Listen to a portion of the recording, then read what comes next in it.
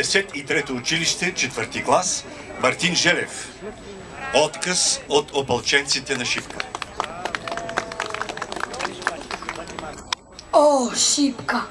3 деня младите дружини как прохода бранят. Горските долини трепетно повтарят, на боя ревът. Пристъпи ужасни. 12 път гъсти орди лазят по урвата дива.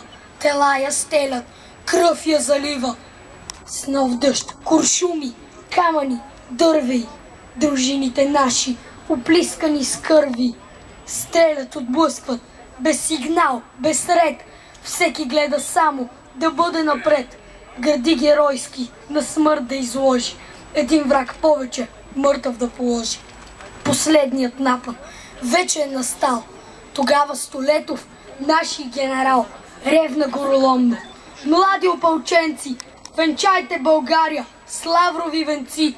На вашата сила царят повери прохода, войната и себе си дори.